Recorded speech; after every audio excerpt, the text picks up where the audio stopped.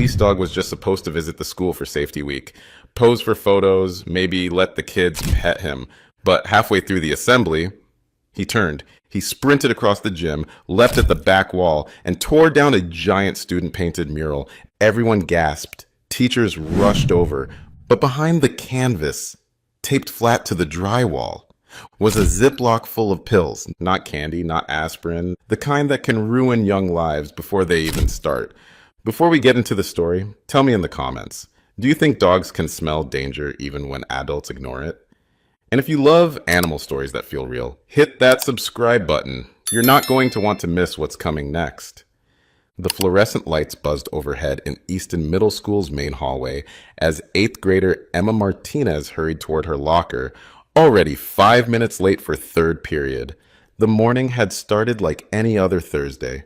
Predictable, routine, safe. Students shuffled between classes with their usual mix of sleepy, grumbling, and caffeine-fueled chatter, while teachers stood guard at their doorways, coffee cups in hand, like shields against the chaos. In the front office, Principal Williams was fielding the third parent call of the day about upcoming state testing schedules, his voice carrying that practiced patience that came from 20 years in education. The intercom crackled with the usual announcements, lunch menu changes, after-school club meetings, reminders about library book returns. It was the kind of morning that would normally fade into the background noise of another school year, forgotten by everyone except perhaps the substitute teacher trying to navigate her first day in the building. But sometimes the most ordinary moments become the backdrop for extraordinary discoveries. And today, a four-legged officer was about to expose a secret that had been hiding in plain sight for months. Now, before we get into today's story, drop a comment below telling us where in the world you're watching from. And if you love extraordinary police dog stories like this one, make sure to hit that subscribe button. You won't want to miss what's coming next. Officer Rachel Ford adjusted her duty belt as she stepped through the side entrance of Easton Middle School, the familiar weight of her equipment a comfort after 12 years in law enforcement. The October morning carried that crisp autumn chill that made the heated hallways feel almost tropical in comparison. Beside her, Bishop, a striking German shepherd with intelligent amber eyes and a coat so black it seemed to absorb light, moved with the fluid grace that came from 4 years of partnership and countless hours of training. At 5 years old, Bishop had already earned a reputation throughout the district as the most reliable K9 in the school safety program. Unlike some of his more excitable counterparts, Bishop possessed an almost supernatural calm that made him perfect for educational visits and routine safety sweeps. Teachers often remarked how students who were normally anxious around authority figures seemed to relax in his presence. Rachel had requested this particular assignment 3 years ago, after witnessing too many cases where early intervention might have changed everything. School visits weren't glamorous work, mostly routine drug sweeps, educational presentations about canine capabilities, and the occasional locker search when administrators suspected contraband. But Rachel understood something many of her colleagues missed. Schools were ecosystems, and small problems left unchecked had a way of becoming big ones. "Morning, Officer Ford," called Mrs. Henderson, the school secretary, looking up from a stack of detention slips. "Bishop's looking sharp today. The 7th graders are excited for his presentation." "He always enjoys his fan club," Rachel replied with a smile, watching as Bishop's ears perked forward at the sound of distant voices echoing from the gym. "We'll do the hallway sweep first, then head to the assembly." The plan was straightforward: a routine security walk through the main corridors, a quick check of the common areas where students might attempt to hide contraband, then 45 minutes with the 7th grade talking about canine training and drug prevention. Rachel had given the same presentation dozens of times, and Bishop could probably run through his demonstration routine in his sleep. They started their sweep in the science wing, where the lingering odor of yesterday's chemistry experiments mixed with industrial floor cleaner and teenage body spray. Bishop moved with practiced efficiency, his nose working systematically as they passed rows of lockers and bulletin boards covered with colorful posters about the upcoming fall dance.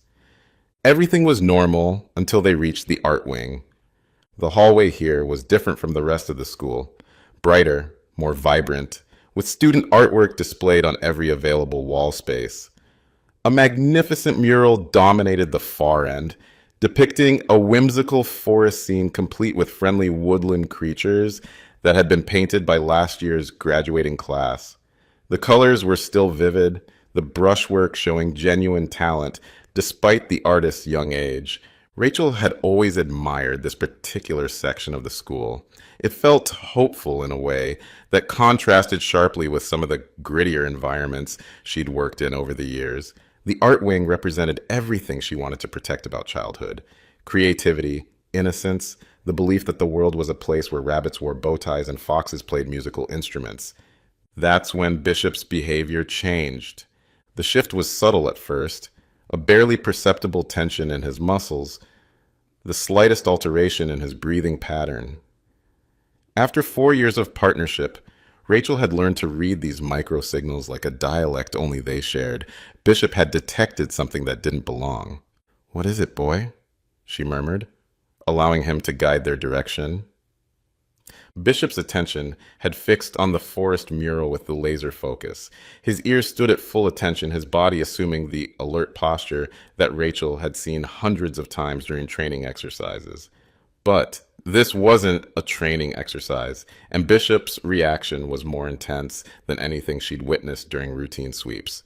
Without warning, Bishop lunged forward with explosive power, his powerful frame colliding with the lower section of the mural. His claws scraped against the painted plywood backing, producing a sound that echoed down the hallway like fingernails on a chalkboard.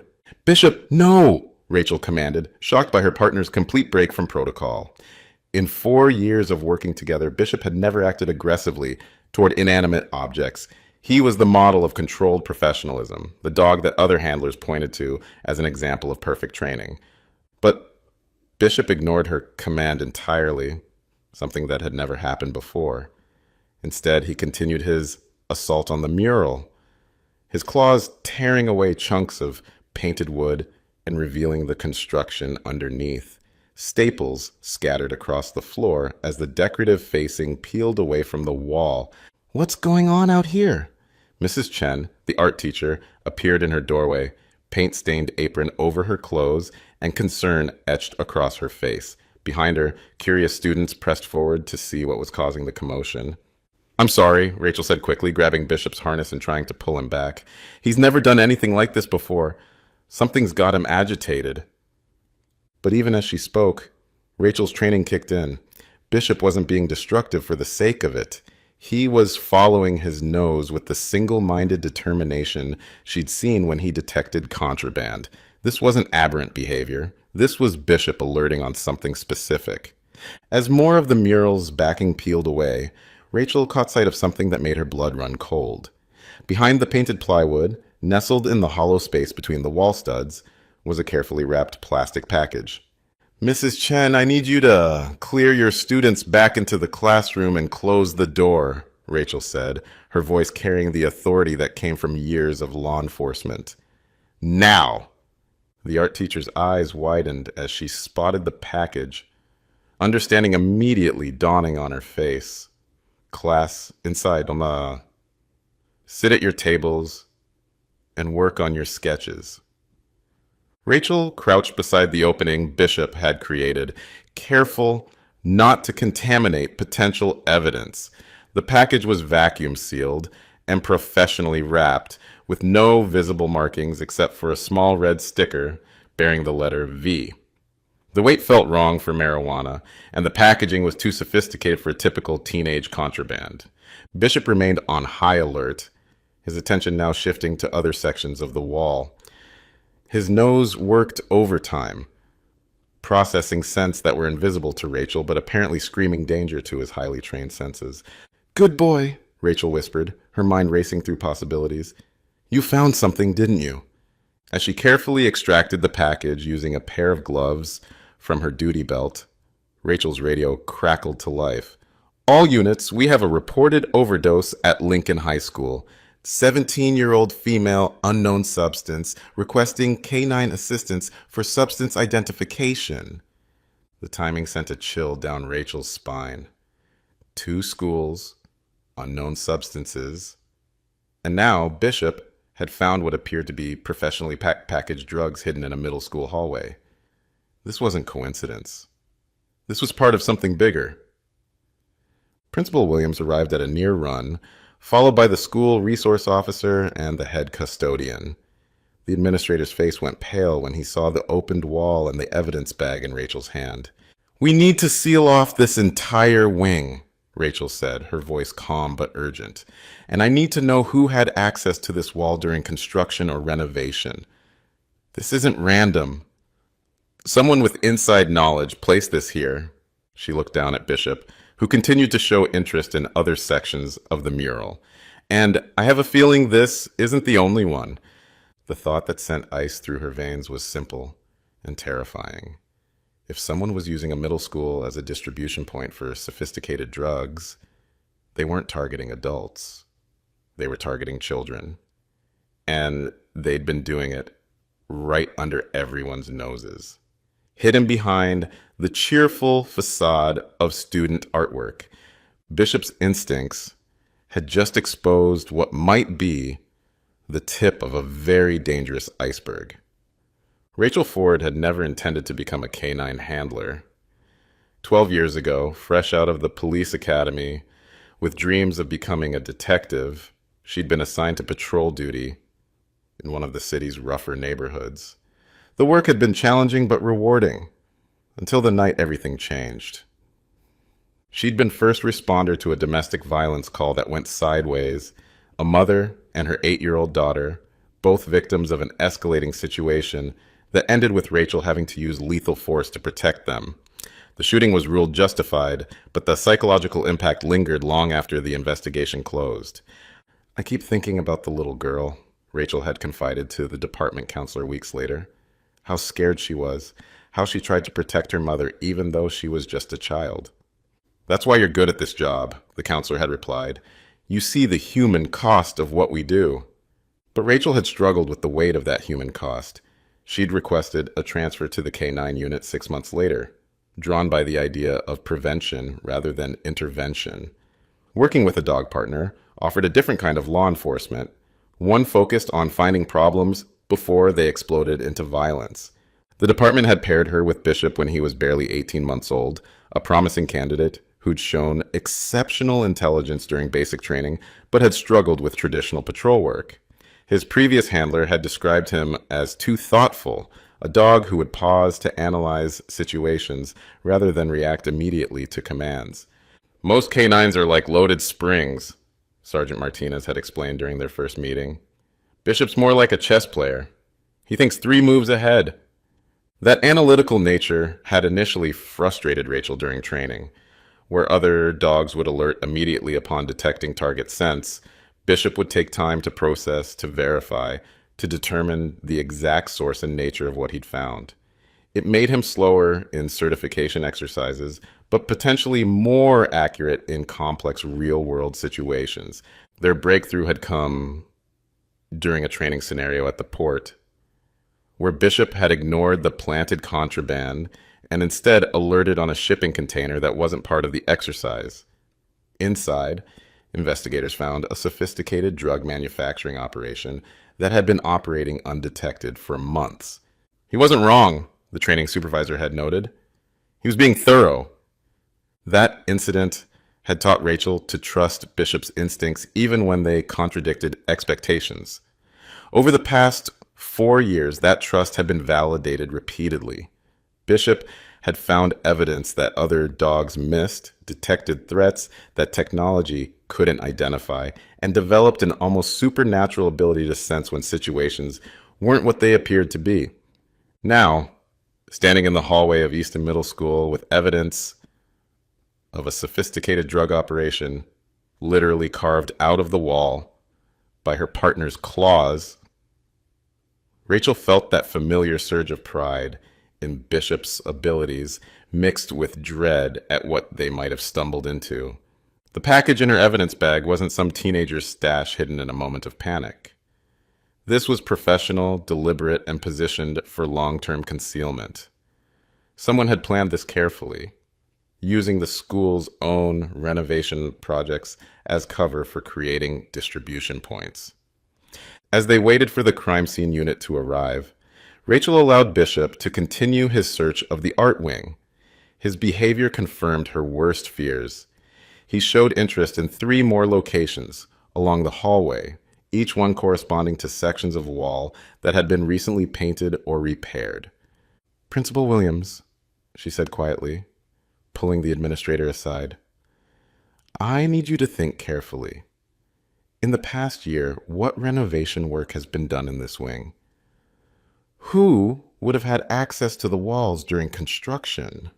Williams consulted his phone, scrolling through maintenance requests and work orders. "We had electrical work done last spring to upgrade the lighting. Then, over the summer, we had some water damage from a roof leak that required drywall repair and repainting." "Who did the work?" "Our regular contractor for the electrical, but the drywall and painting—" He paused, frowning. "That was handled by a new company. They underbid everyone else by about 30%. Said they wanted to establish themselves in the education market." Rachel felt the pieces clicking together. "I need the name of that company and contact information for whoever supervised the work." As crime scene technicians began documenting and extracting the hidden packages, they found 4 more behind the mural and 3 additional caches in other recently painted sections. Rachel's radio buzzed with updates from Lincoln High School. "Substance identified as synthetic cathinone professionally manufactured," came the report, "packaged in unmarked gel caps designed to look like over-the-counter supplements. Victim is stable but required intensive care." Synthetic cathinones, also known as bath salts, were dangerous stimulants that could cause severe psychological reactions, hyperthermia, and cardiac arrest. They were particularly dangerous because they were often disguised as legal supplements or study aids, making them attractive to students looking for academic enhancement. "We're not just looking at drug distribution," Rachel realized, speaking into her radio. "We're looking at targeted marketing to students. Someone's been using schools as retail locations for designer drugs." The implications were staggering. If the same pattern held true at other schools, they might be looking at a network that spanned the entire district. And Bishop had just torn the door off what might be the most sophisticated, student-targeted drug operation the region had ever seen. As the investigation expanded throughout the afternoon, the scope of the operation became increasingly clear. The contracting company that had done the discounted renovation work had bid on similar projects at 6 schools across the district. Each job had involved access to interior walls and had been completed during summer months when schools were largely empty. "It's brilliant, in a sick way," Detective Harris from the Narcotics Division observed as they reviewed the evidence. "Use legitimate construction work to create hidden distribution points, market the drugs as study aids to overachieving students, keep the doses low enough to avoid immediate overdoses but high enough to create dependency." Rachel watched through the school's security footage as investigators swept the other schools where the same contractor had worked. At Roosevelt High, they found caches hidden behind newly installed bulletin boards. At Washington Elementary, packages were concealed in walls behind motivational posters. The pattern was consistent: hide the drugs in plain sight, integrated into the school environment so thoroughly that they became invisible. "How long do you think this has been going on?" she asked Harris. "Based on the sophistication and the number of locations, months, maybe longer.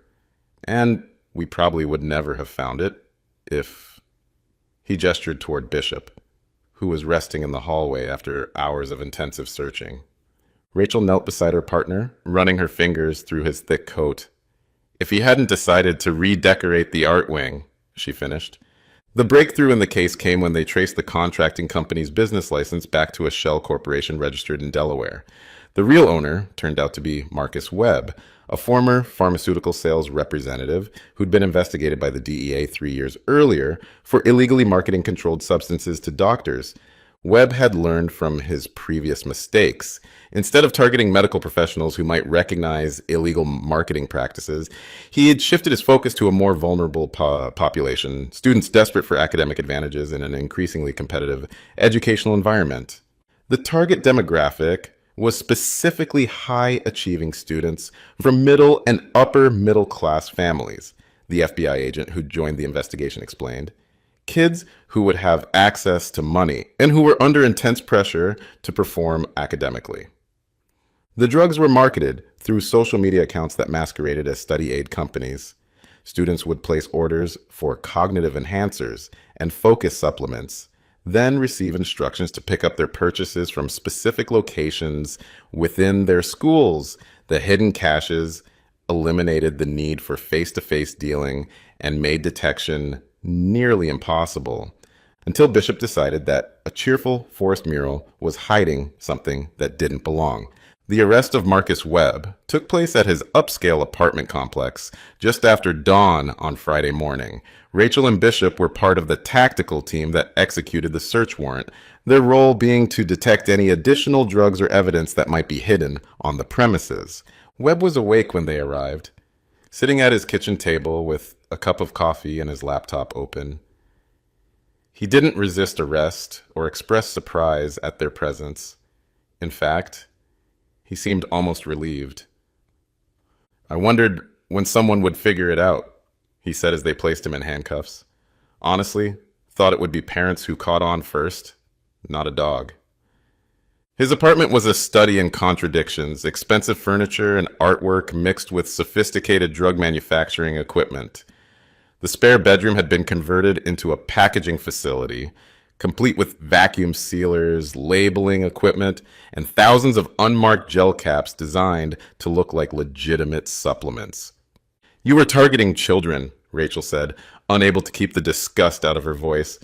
Webb shrugged. "I was providing a service to motivated students. The same substances are available by prescription for ADD and ADHD. I just eliminated the bureaucracy." "You eliminated safety oversight and dosage controls," Detective Harris countered. "That girl at Lincoln High could have died." "That was user error," Webb replied coldly. "Instructions were clearly provided with each purchase." Bishop, who had been methodically searching the apartment, suddenly alerted near the closet in the main bedroom. Inside, investigators found files containing detailed profiles of hundreds of students across the district, their academic records, family financial information, and psychological evaluations that had somehow been obtained from school counseling files. "How did you get access to confidential student records?" Rachel demanded. Webb's expression darkened. "You're assuming I worked alone." That revelation sent shockwaves through the investigation. Someone within the school district had been providing Webb with insider information, helping him identify vulnerable targets and gain access to facilities. The scope of the conspiracy was far larger than anyone had imagined. As they processed Webb's apartment, his phone buzzed with an incoming text message. Rachel read it over the detective's shoulder. "Package retrieved successfully. Students responding well to new formula. Expand to middle school market." The message came from a contact identified only as Insider, and it had been sent just 20 minutes earlier from somewhere inside the school district's administrative offices. The hunt for the insider began immediately. District officials were quietly contacted and asked to provide alibis for the morning hours when Webb's phone had received the incriminating message. Security footage from administrative buildings was pulled and analyzed. Phone records were subpoenaed. Meanwhile, Rachel and Bishop continued sweeping schools throughout the district, finding cache after cache of hidden drugs. The scale of the operation was staggering. Nearly 50 distribution points spread across 12 schools, with an estimated street value exceeding $500,000. This wasn't just about money, FBI agent Martinez observed as they documented the evidence. Webb was conducting what amounts to unauthorized pharmaceutical trials on children. Some of these substances aren't even approved for human consumption. The medical implications were terrifying. Several students who'd been treated for unexplained anxiety, insomnia, and behavioral changes over the past months were now being reevaluated for possible drug reactions. Parents were being quietly contacted and asked to bring their children in for blood tests and medical screenings.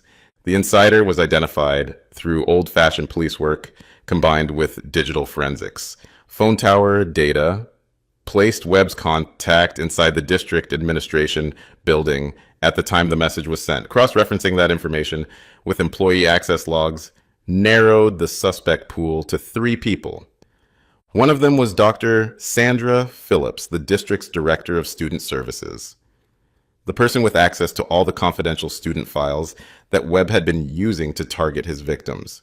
Phillips was arrested at her office on Monday morning, just as students were arriving for the start of another school week. She maintained her innocence initially, claiming she was being framed, but physical evidence found in her desk told a different story. Her computer contained detailed correspondence with Webb dating back 8 months. Email chains discussed specific students who would be good candidates for pharmaceutical intervention. Financial records showed regular payments from Webb's shell company to Phillips' personal accounts. "Why?" Rachel asked during the interrogation. "You were supposed to protect these kids." Phillips' composure finally cracked. "Do you have any idea what these children are going through? The pressure they're under? I was helping them cope with an impossible system that demands perfection." "You were drugging them without their knowledge or consent," Detective Harris pointed out. "Some of them didn't even know what they were taking." "The education system is broken," Phillips replied. "These students needed support that wasn't available through traditional channels. What we provided allowed them to function, to succeed." "What you provided put them in the hospital," Rachel countered, thinking of the girl at Lincoln High who'd nearly died. "You turned children into test subjects for illegal drugs." The full scope of Phillips and Webb's operation continued to unfold over the following weeks. They had been planning to expand beyond the local district, with similar schemes prepared for implementation in 3 neighboring counties. Marketing materials found in Webb's apartment showed plans for academic enhancement packages targeted at everything from elementary school students facing standardized tests to high school seniors preparing for SATs. Most disturbing were the research files documenting the effects of various drug combinations on student performance and behavior. Phillips had been conducting unauthorized psychological evaluations on students who'd been unknowingly consuming Webb's products, treating them like laboratory animals in a twisted experiment. The case made national headlines when it finally broke publicly, sparking conversations about academic pressure, student mental health, and the lengths to which some people would go to exploit vulnerable children. Webb was ultimately sentenced to 15 years in federal prison on charges including drug trafficking, conspiracy, and child endangerment. Phillips received 12 years and lost her educational credentials permanently. But for Rachel and Bishop, the most important outcome was simpler. The children were safe. 3 months after Bishop tore down the forest mural, Rachel returned to Easton Middle School for another routine visit. The art wing had been completely renovated, with new murals painted by current students and additional security measures implemented throughout the building. The new artwork was different from what had been there before, bolder, more honest. One piece in particular caught Rachel's attention, a mural depicting various community helpers, including a detailed portrait of a German shepherd with intelligent amber eyes. "That's Bishop," 8th grader Emma Martinez explained, approaching with a shy smile. "Mrs. Chen let us vote on what to paint, and everyone wanted to include him." Rachel studied the artwork, noting the careful attention to detail in Bishop's portrait. "It's beautiful work." "He saved us," Emma said simply. "We didn't even know we needed saving, but he did." Principal Williams joined them in the hallway, looking much more relaxed than he had during the investigation months earlier. "Test scores have actually improved since the situation was resolved," he reported quietly. "Turns out students perform better when they're not being unknowingly drugged. Several students had required counseling and medical treatment to recover from their exposure to Webb's products. Some had experienced withdrawal symptoms when the drugs were no longer available, but all of them had recovered, and most had shown remarkable resilience in the aftermath. We've implemented new protocols for any construction or renovation work," Williams continued. "Multiple oversight systems, background checks for all contractors, and Bishop here has become our unofficial quality control inspector." As if he understood the conversation, Bishop approached the new mural and gave it a careful sniff before settling into a relaxed downstay. His message was clear. This wall was safe. Rachel knelt beside her partner, scratching behind his ears as students gathered around to pet him and share stories about their classes. The atmosphere in the school felt different now, more genuine, less artificially pressured. The crisis had forced difficult conversations about academic expectations and student well-being, ultimately leading to positive changes in school culture. "Thank you," a quiet voice said behind them. Rachel turned to see a girl she didn't recognize, perhaps 13 years old, with careful eyes and an oversized backpack. "I'm Sarah," the girl continued. I was taking those pills, thought they were vitamins to help me study better. But they made me feel weird, like I wasn't really me." Rachel felt her throat tighten. "How are you feeling now?" "Better? Clearer? Like I can think my own thoughts again." Sarah reached out hesitantly to touch Bishop's head. Is it true? He could smell the pills, even though they were hidden in the wall. He could smell that something didn't belong, Rachel explained. Bishop's trained to detect drugs, but more than that, he can sense when things aren't right. He knew those substances were dangerous, even when the people around him didn't. Sarah nodded solemnly. "My mom says animals have better instincts than people sometimes." "Your mom's right," Rachel agreed, watching as Bishop leaned into Sarah's gentle petting. "Sometimes we get so focused on what we think we know that we stop paying attention to what's really there. Bishop doesn't have that problem." As their visit concluded and they prepared to leave, Rachel took one last look at the new mural. The artist had captured something essential in Bishop's painted eyes, an alertness, a protective intelligence that seemed to watch over the hallway even in two-dimensional form. "He's become something of a legend around here," Mrs. Chen, the art teacher, observed. "Students feel safer knowing he's looking out for them." Rachel smiled, remembering the morning when Bishop had destroyed a cheerful forest scene to expose the danger hidden beneath. He's just doing his job, keeping the people he cares about safe. Walking toward the exit, she reflected on how a routine school visit had uncovered one of the most sophisticated drug operations she'd ever encountered. Without Bishop's instincts, Webb and Phillips might have continued their experiments indefinitely, potentially harming hundreds of children. The case had reinforced everything Rachel believed about the partnership between handlers and their canines. It wasn't just about training or commands or even the dog's superior senses. It was about trust, the willingness to follow your partner's lead, even when you couldn't understand what they were detecting. Bishop had seen through the cheerful facade of a student mural to the poison hidden behind it. In doing so, he'd reminded everyone involved that sometimes the most dangerous threats are the ones that hide in plain sight, disguised as something harmless or even beneficial. As they reached their patrol car, Rachel looked back at the school where students were heading to their afternoon classes, safe and unaware of how close they'd come to being victims of an elaborate deception. "Good boy," she murmured to Bishop as he settled into his specially designed seat. "You did good." Bishop's tail wagged once, and he turned his attention to the street ahead, already scanning for the next threat that might need his attention. For him, the case was closed, but the work continued. There were always more people to protect, more dangers to detect, more children to keep safe. And somewhere in the back of a middle school hallway, a painted German shepherd with amber eyes stood eternal watch, reminding everyone who saw him that the best guardians are often the ones who never speak, but always listen.